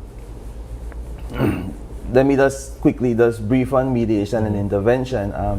There is so much that the world, like Mr. Andrew Dawson, right? He tells me we work in the gray area, in the sense of there's a lot of things that society doesn't really know that goes on behind closed doors. Not talking about illegal things, but things where we're putting these gentlemen, when it comes to mediation intervention, in a safe place, in a place of where you could be free, a place of fairness, where there's that bridge where you could actually see that, okay, we were really arguing, or we were really beefing off something that doesn't really make any sense. There are times when these mediations would end when you would see tough guys crying, you know, coming to tears, you know, hanging out afterwards. These are the gray areas that is confidential, that society, you know, and the public really don't know because it's really confidential. Yeah, and you know, I really appreciate that you pointed that out, Linsdale, because I think we don't give enough credit to the LIU where that is concerned. When we talk about the challenges with crime fighting and we speak of the LIU, it's oftentimes asking questions. What are you guys doing? But when you really consider the process of the Leadership Intervention Unit, even with mediation and dealing with high tension situation and a lot of trauma in the background too, a lot of these types of interactions have to be confidential. They have to be done in a way that's not coming off as publicizing, I'm doing this, I'm doing that, because then the person being impacted or hopefully to be impacted won't necessarily think that it's sincere. What do you say to that, Mr. Hyde? It's very deep. Mediation, I think it's no less than probably 3 or 4 sessions per day that these guys would carry out. And you're perfectly right in terms of the tension and how high risk it is, how dangerous it is. So what have not happened is that we've not invited the media to capture every second, every moment of these things, because sometimes mediation is not just a one fix. It's not you come in today and just solve. Sometimes it's ongoing. And so you will not have one session and thing done. You will probably have sessions going on with these different groups. So it's not to say that, oh, we have a mediation right now and that problem between you and the next person is solved. Sometimes it's session after sessions. And also generational too. If you think of some of the issues, it's not just an issue when me and Isani start beef today. It's our families from decades ago. You brought up a deeper point too. Being in this work for so much years, I've seen now the work with the grandkids of some of these guys that I started in 1994 working with. So now we're at the grandkids of them. Wow. So it's amazing that when you mention in terms of the family cycle. Yeah. How do you bring all of these young men together and get them involved in a sporting initiative such as the Peace Cup? How do you bring all of these players to the table and ensure that you can pull this off successfully and that it builds camaraderie among these young men coming from rival groups? The Peace Cup have been around for years, and I'm grateful for the interventions and the mediations for all these decades, because believe me, it's not just yesterday or last year. We've been doing this for years. And so that connection, that relationship that have built over the years is what have helped us to bring key persons to the table. So the leaders of these different communities is what have helped us a lot in terms of assisting to put teams together from the different communities. So it's not to say because I know you, I would have said, boy, I put together a team or something like that, but because we've in dialogue and in mediations and in discussions with some of these key leaders, we say, boy, one of the best things we could try do with UNO, that maybe have a league competition, and then that farmer way how you could try, instead of shoot at each other, you could play ball on the basketball court or on the football field. And some of them have agreed to that because, again, we have so much talented young men across the city, across this country. So some of them, they do nothing but give me a football or a basketball and see the talent, the raw talent come out. I mean, you would have wonder if these guys went to some farmer training or college or something and start when you sit and dribble that football or that basketball. It's so amazing. So when you give them the basic resource, you see that talent and skills come out. And I'm happy that over the years, building on the whole Peace Cup initiative and concept, we've continued that. And William, who saw the potentials and the great opportunities, he pushed under his time for LIU to say, take this on, make we adapt this and make we see what we could adjust. And then he brought me into the picture because I was already doing the basketball tournament. And he said, Doug, because you have so much knowledge and skills and structures, let's put these things together and see how we could fall under one umbrella, which is the LIU intervention through sports. It's an amazing process in terms of taking it from an idea and growing it to where it is today. You have young men from across Belize City and some from the surrounding villages who are participating in these various tournaments. How do you find that they're now communicating with each other? Because some of these young men are at risk. They come from certain background where the neighborhood has a conflict with another group of young men from elsewhere or what have you. But not all of them are involved in gang activity. They very much may be on the edge of going over one way or the other. How do you find them communicating with each other in terms of conflict resolution, in terms of just being able to find out more about each other? Because in some cases, they may be perfect strangers to each other as well. Again, the strategy of intervention through sports is powerful. We've seen it work across the world. It's a tool that anywhere, once you have the basic resources and the right persons implementing it, getting it on the way, and of course you will see results. I've heard it, these guys have heard it likewise, and other persons who visit these tournaments would hear it from these guys. I never talked to Isani before, But because of this tournament, I could see Isani in a different way. So when I passed the era where they shout Isani, first I never did know you, I didn't understand you or anything about you. So I just see you as a rival. But no, I don't see you as a rival. I see you as a person where I can communicate because of this tournament. So it has opened positive doors for us where it didn't happen before. Having the villages involved have created a different avenue and venue for us. Sunny Hill, Hattieville, Barrel Boom, and now we had Lucky Stripe. Taking these guys from the city to the villages, man, it's a different atmosphere. In fact, somebody wants to stay at the village. You would have think first it was going to be the opposite, that they don't want to leave the city. But now you're seeing that because of what they see, the love and the different atmosphere in the villages, that they want to be there. In fact, what we've seen is the level of communication and discussion. So when maybe me and you talk in the city, nobody see you and me. So when I go there, we could have a dialogue in secrecy, in that confidential way. So again, that creates different avenues and different opportunity. Has been very positive over the past couple of weeks, and of course the tournament have created more than just friendship.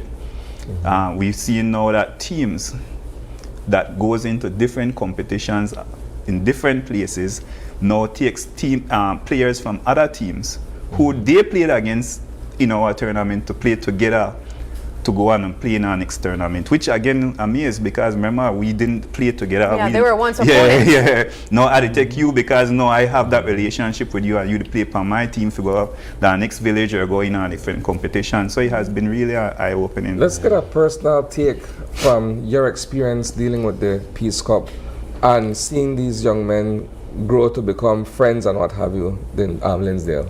Yeah, well, it has been because I know a lot of the young men on the street. I know a lot of the ones that are, so to speak, related to gangs in a sense.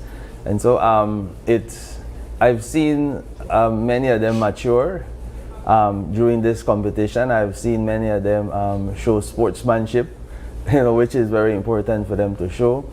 I've seen them tough it out on the field, and in the end, hard talk, that ball talk type of, basketball. I know it from basketball, that trash talk kind of talk, and in the end, different type of tension. Yes, in the end, it's like smiles and skins and punch out and all of that. So, for me, it has been a great experience. I've seen also, you had some like these young men playing not only at that level but going more professionally. Teams from outside calling them to be a part of. These, like I think there's the PLB and these other teams, and so and what I like also that Mr. Hyde did, he actually opened it to the community, because first it was just to so to speak for gang, and I think that was still marginalized them to a certain extent. It's just you guys together, but now it expands. I went to the clinic yesterday and I said, I know you, you're a doctor. And there was a doctor playing, right? And I said, yeah. And so a doctor, police officers, coast guards, there's so much. And so it gives them that opportunity that they could see that, okay, you could be a part of the community. It's not just being marginalized. And so that's my experience. One of the things I'm also interested to know is how this involvement, yours specifically, Linsdale, being from the Belize Police Department, and involving yourself so intricately in the Leadership Intervention Unit, what that element has done to strengthen relationships and trust in the Belize Police Department from these types of communities. Well, as I always say, LIU is the bridge. Honestly, it's a bridge. Many might not understand. Some might not understand in the Belize Police Department, but LIU is actually the bridge of hope and that relationship with the Belize Police Department, because many a times we're the ones there, if just to, so to speak, if they're hurt in any circumstances by the police department, we're the ones there to say, patch it up, we're here for you, and so a lot of people mend the relationship. Yes, we mend the relationship. Many might say no, but we're the the relationship menders. So that is how it works for me, right? And it build up. It works. I see it work on my end because I see where we calm a lot of the tension. Yes, we calm a lot of the tension. So for me, it really works. Before we let you guys go, what do we need to know about the Peace Cup in terms of the final stages of it and who's going to be playing against who and so forth? The Peace Cup is coming, sadly to say, but coming to an end slowly. We started in end of May, early June. It was 12 teams, 9 teams from the city and 3 from the villages. Amazing 12 teams, believe me. We set out a structure along with a team of persons working very close with me. We did the bylaws and rules and regulations and met with the teams, and we did all those groundwork. We set a schedule. We played no less than 3 games every Saturday and Sundays, whether it be at Marion Jones, at the Yarborough, Sand Hill, Hattieville, Lucky Strike. And it has been amazing to see how these games have gone with these 12 teams. Cesar Ridge, Survivors, Sand Hill Warriors, Graveyard FC, Gianosha FC, DR Stars FC, Tut Bay FC, Ebony Lake FC, Hattieville, Rockville, Boulevard Ballers, Leaders of Tomorrow, and Rookies FC are the 12 teams who participated in our tournament. And over these weeks, the competitions have really developed. You couldn't recognize that there was a soft team, and of course the defending champions, Tut Bay, you couldn't recognize that they were just the toughest team. Every team came with their game. And in this Final Four, we see that the team from Moscow, which is a baby team, a junior team, is in the top 4. So you couldn't see that all the teams who have the experience before dominated the tournament. We had the junior teams who came out and gave them a run for it. So we are at the top 4 now, which is the Tut Bay, Cesar Ridge, Survivors, and Moscow, who will play this weekend, Saturday, at the Marion Jones. We have 2 games, one starting at 1 o'clock and the next at 3 o'clock.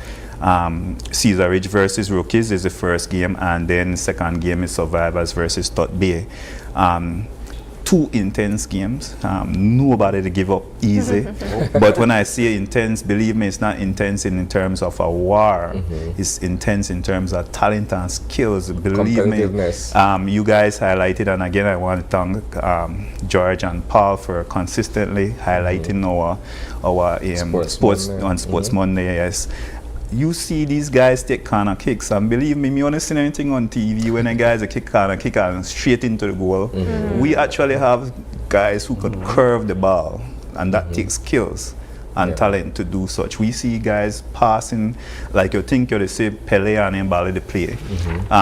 It's amazing how our tournament have developed, and because of our tournament, we see, as what Mr. Belize mentioned, that other senior teams, the PLB, is recruiting some of our players to the next level. And I'm very grateful for that. It's sad that we're reaching the end, but there must come that end.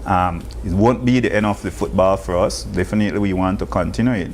But I'm now preparing to deal with the basketball, likewise too, which is one of the most hypest thing for Belize District when it comes to our William Dawson Sprite basketball tournament, which we hope to have no less than 30 teams this year, which again would be huge, looking at the structures and how we will implement from all these different eras. But the football, and I'm excited that whatever we've done over the period of weeks and months is actually what we're seeing over these past days and coming weeks to finish, that the work that we placed in, the time that we spent, is awesome in terms of the results that we see.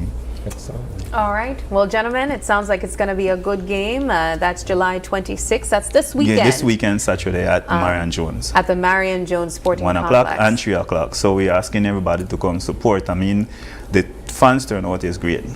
You would think that it is actually a PLB game is playing. Last weekend, again, George highlighted it. The community came out and support. So it's really amazing, and we ask people to come out and support it again.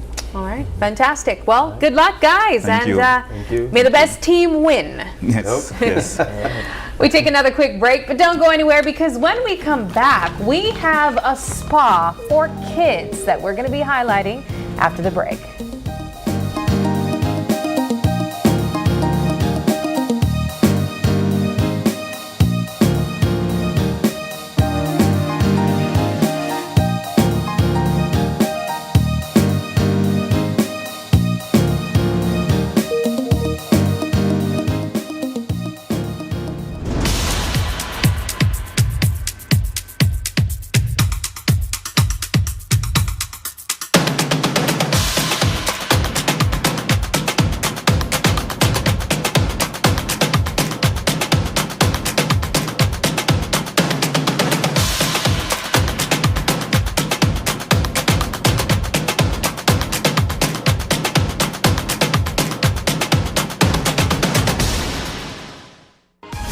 Don't miss the ultimate singing showdown. It's KTV The Remix Season 7 every Tuesday night at 8, live from the Bliss Center for the Performing Arts. One stage, one voice, one chance to win $10,000. Get your tickets for just $5 at GBM Studios and Coney Drive or 88 Shopping Center on Central American Boulevard. It's music, talent, and entertainment for the whole family. Don't miss it. KTV The Remix Season 7.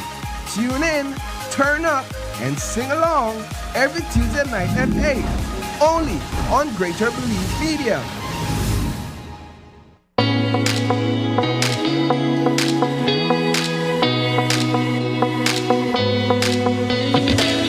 Oh man, one more scroll and my data is done.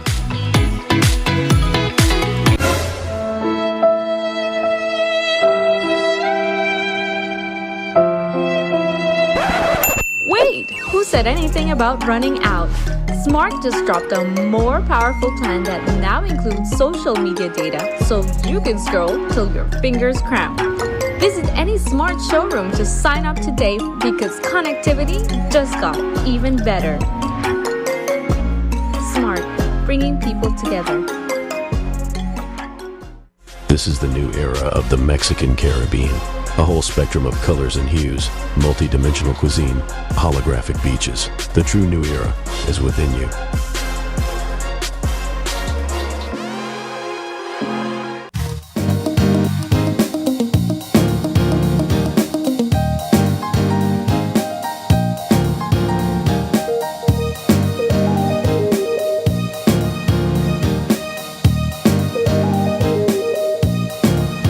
Welcome back to Open Your Eyes. We are deep diving into our final conversation, and it's all about Spa La La, pampering the next generation.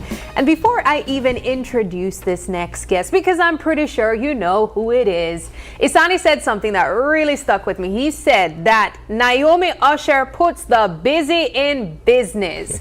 And I have to agree. We have had Naomi here on the couch with us, in the kitchen with us, speaking about various projects that she has spearheaded as an entrepreneur, a business owner, and this is her latest venture, Spa La La. Naomi, such a pleasure having you back. Thank you for having me. Once more. Once again. Let's talk about Spa La La. Well, Spa La La is all about providing self-care and boosting children's confidence. It's about having fun, giving them a memorable experience. They come to get pampered. I give them a VIP type of feeling. Some of the kids, when they come to me at the door, they all like, "Mom, why you bring me here? Like, I don't see nothing." And then I lead them to the door where Spa La La is, and they're like, "Oh my God, yeah, this is it." One of the girls said, Mom, this is just the beginning. Oh, gosh. So she booked now every like 2 weeks. She comes and she gets her pampering. And the benefits that they can get from Spa Lala, memories that they can make. I think nobody have this in Belize. I've never seen it. The Spa Lala give them the confidence, the self-esteem that they cannot find at school, at home. So I try to bring that, install that in them. How did this come about, Naomi? What vision did you have to say, well, look, you know what, let me add this to my business repertoire? Every time I go do my toes and my hands, I always see parents taking their child to the salon, but the conversations as adults that they're having is not for the kids. And I used to always say, like, I will never take my child or bring my child here. So I said, I need to open a spot. Then I went to TikTok, look at TikTok and see different little spas, Mexico, Guatemala, everywhere. And like Belize doesn't even have one for kids, you know, like everybody think about themselves and no kids. Yeah. And it's being amazed. It's just amazing how kids love this. They love doing their nails, they love having the facial.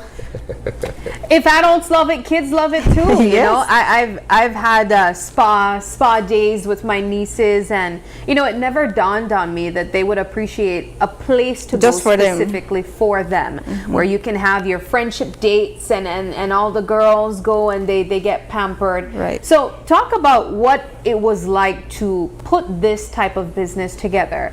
I mean, do you have a location already? You spoke about when these kids enter the room and feeling, you know, how amazed they are by the transformation. Actually, I wanted to rent a spot because it wasn't a plan to just have one or just two. It was a plan to have like 6 kids, like have children to communicate with other children. Yeah. But the rent is so expensive. So I am like, okay, I have an extra room here in my home. So why not? I can start small, and it's been growing. I have 5 kids in that room. It's been good. So what is the experience? What do they get when they go to Spa Lala?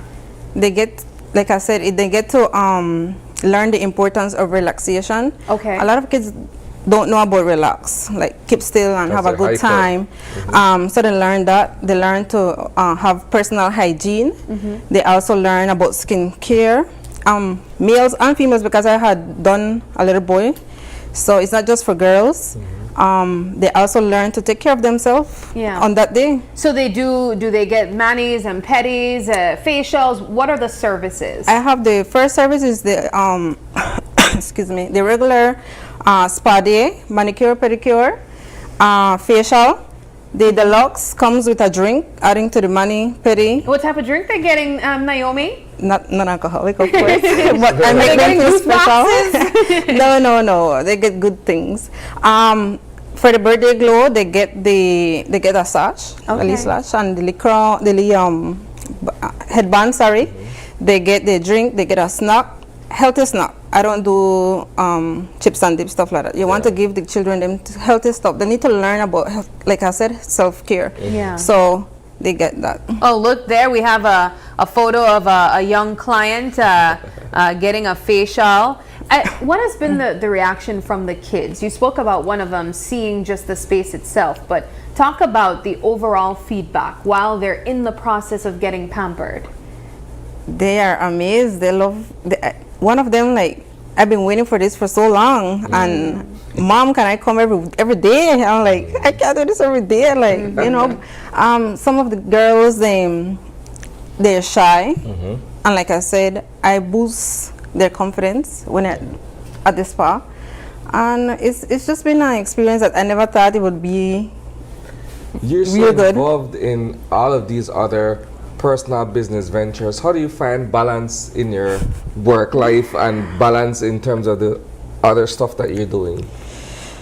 You just have to schedule yourself. You just need what can I say? I don't know, but God is the one who gave me the strength to do this. Early morning, you up on Mahogany Street. Yeah. Then you take a call and then go do something else and come back. How do you make it all work? Okay, for city tacos, I have to manage myself, be there for 5 o'clock, prepare my stuff for the morning, be there until 10 o'clock. So I am able to cook for lunch, leave my worker there, and leave to go to my appointments that I have, then come back 3 o'clock, open in the evening till 7 o'clock. So it's just a matter of timing, scheduling. All of that as a single parent. Yes. Man. It's admirable to say the least. It's commendable. Sometimes I don't have a choice. I just have to do it. Make it happen, right? It happened. I feel good about it. I feel good that I am making my clients, City Tacos and Spalala, happy. And it feels good to serve the community. And as you all know, City Tacos always give back. Yes. We have a back to school also with Dollar Wings. Spalala will be giving something away as well. This Saturday we have deluxe to give away for free.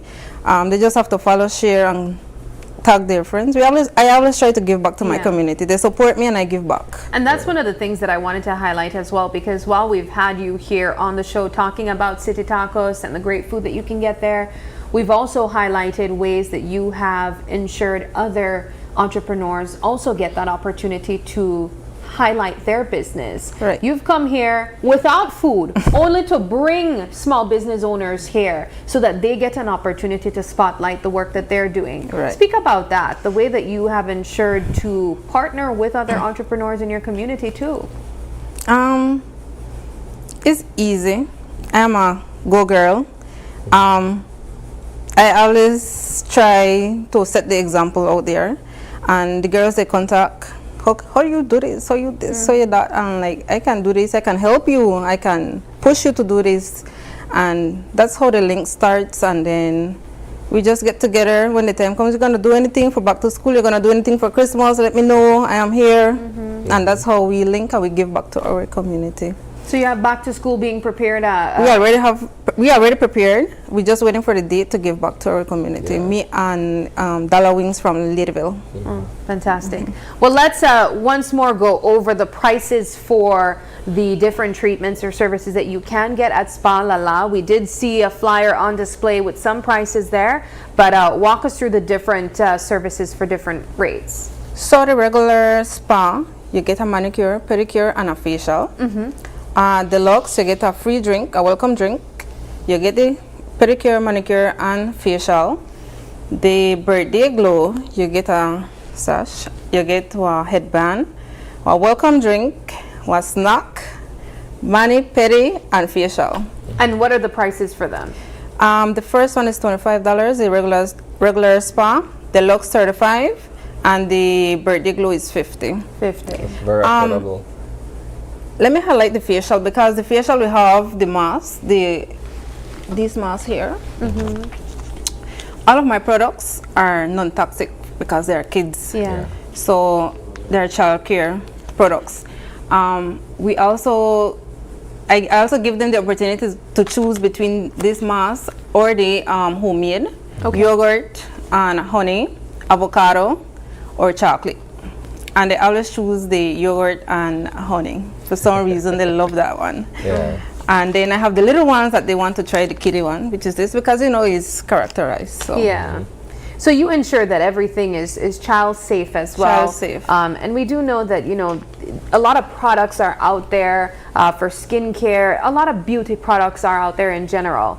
But some of them are unsafe for your skin in the long run. And so that's a great tip for parents to know that whatever their kids are getting into, it is safe for them as well. And in terms of their manis and pedis, they're walking away with clean nails, painted nails as well. Everything. These girls want, I don't know, but I try to let my clients know, the parents, because I had a parent ask for acrylics for a 6-year-old, and like, no, this is not, let the child be a child. No acrylics. So when the girl came, I'm like, Mama, choose the color you want on your nails, no acrylics, it's gonna mess up your nails, say how my one look, and I explained to her. And she like, I love this better. And you just have to know how to explain these things to kids and they will have good understanding. Let them be a child, let them be a kid. Yeah. You know, I also try to bring sometime. I'm gonna add in the glamour spa day or the characterization where they use a little princess dress, stuff like that. Okay. It's coming. So you are still operating in a smaller space, but can we bring like a group, a small group, maybe A like group of 2 at a 5. time? Oh, 5? I already did 5. I have a 5 coming up next week. Okay. That's the most I can do in one room. Okay. But I have a lot of besties coming in right now. A lot of besties coming in, and I love that because like, oh my God, let's do a lead chair. Yes, and like that's let me what do I was this. thinking. The mask they do it to each other. Oh, look at that there. That's beautiful. They are There. sisters. I like Okay. the design of space too. All pinked out. Yeah, very pink. Girls love pink. So. Well, Naomi, congratulations again. This is such a beautiful initiative. As I said, I don't think I've ever seen anything like this being done before. All I beg is for please give me a chance to venture my business. Don't copy me. Don't copy. You know what, though? Regardless of that, no one will ever be able to say that they were the first to do it. That's true. I hate and to so, bust a bubble there. Belizeans fall I off with know, bad. I know. But I just give me the time for venture this something new. Literally, It's not really my idea. It's TikTok Yeah. and other stuff, but I bring it to Belize. I am the first. Yeah. Nice. Well, we are excited to see how this continues to grow and just really following along your journey. I only wonder what will be the next business when we see Naomi on this couch again. But for persons who would like to reach out and book, how can they do so? Yes, they can reach out to 606-9333.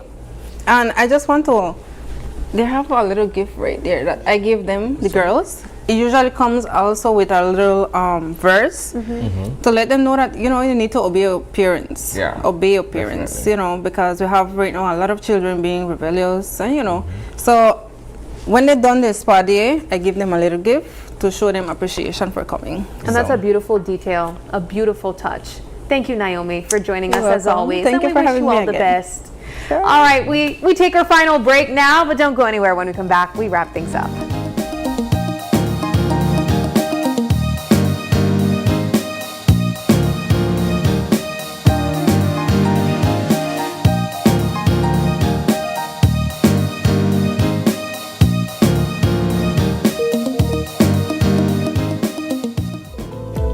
Unwrap the joy of crystal clear picture and sound from Iowa, the brand that offers you affordability and exceptional quality. Iowa has a wide range of exceptional products to choose from, such as TVs, speakers, headphones, home appliances, and much more at affordable prices that won't break the bank. Enhance your audio-visual entertainment experience with Iowa, and for your convenience, parts are readily available in country for hassle-free maintenance. You can find Iowa products at your local electronics store countrywide. Choose Iowa, the best in home entertainment and household appliances.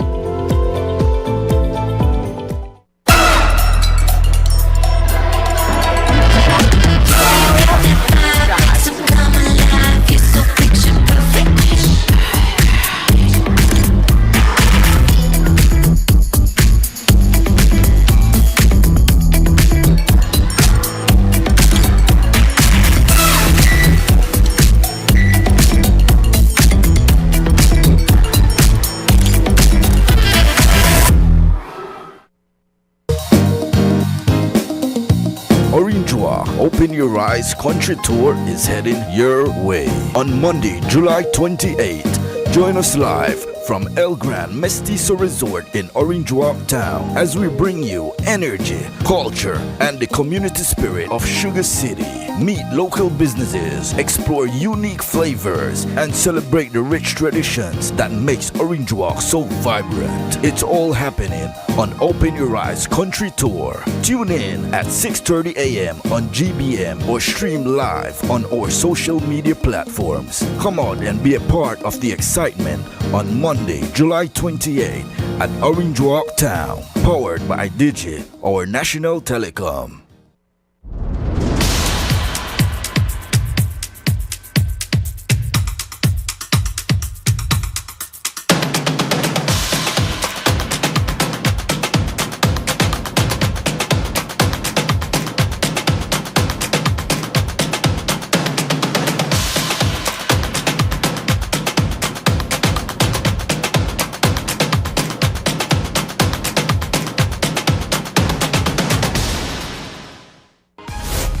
miss the ultimate singing showdown. It's KTV The Remix Season 7 every Tuesday night at 8. Live from the Bliss Center for the Performing Arts. One stage, one voice, one chance to win $10,000. Get your tickets for just $5 at GBM Studios and Coney Drive or 88 Shopping Center on Central American Boulevard. It's music, talent, and entertainment for the whole family. Don't miss it. KTV The Remix Season 7. Tune in, turn up, and sing along every Tuesday night at 8. Only on Greater Belize Media.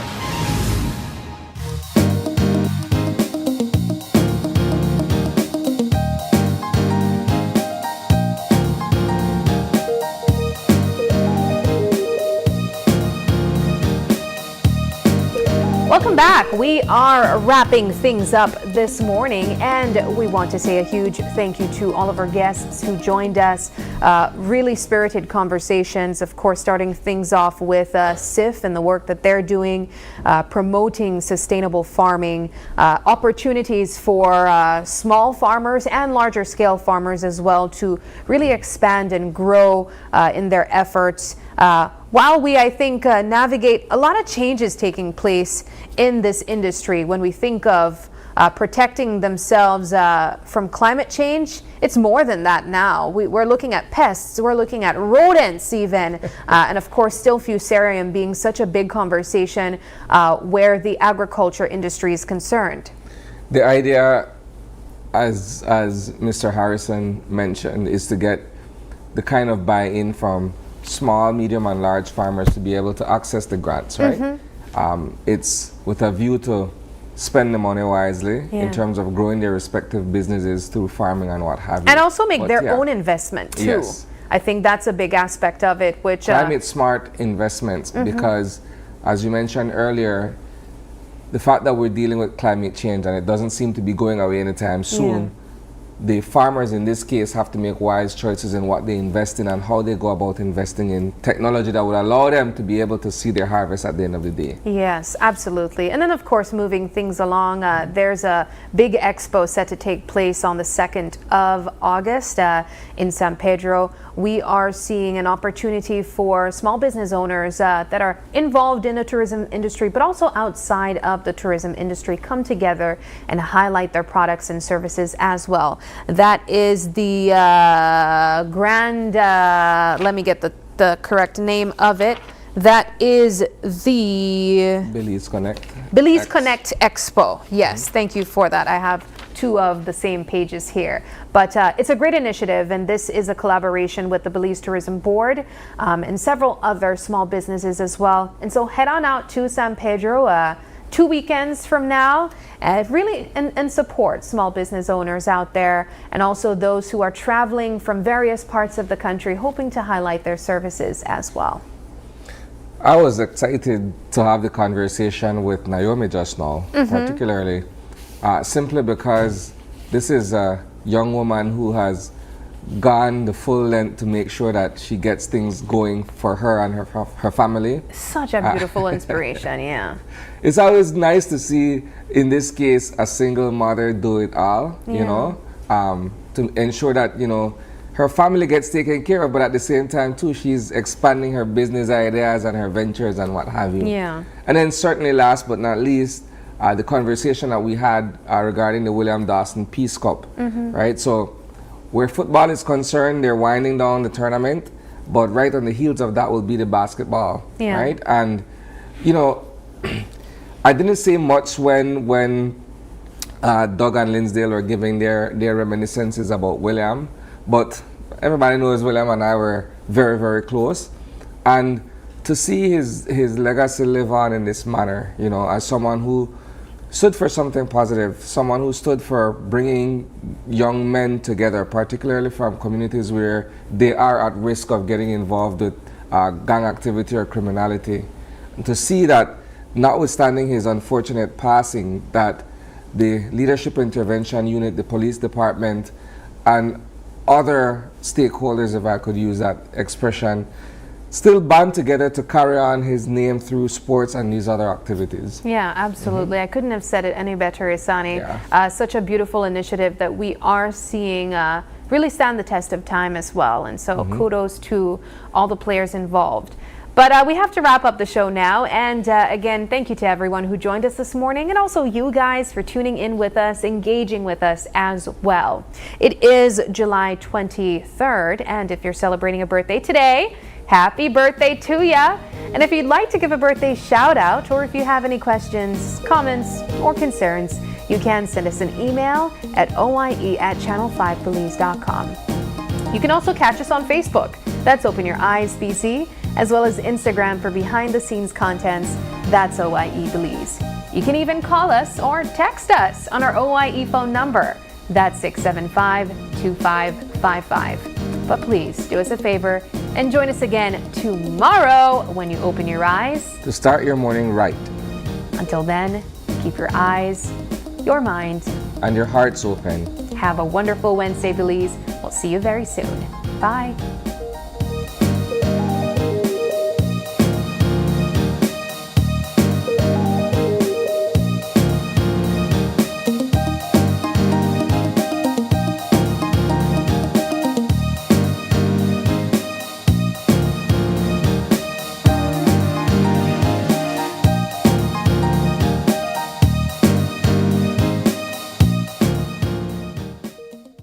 Open Your Eyes was brought to you by the Belize Bank, our country, your bank, and Smart, bringing people together.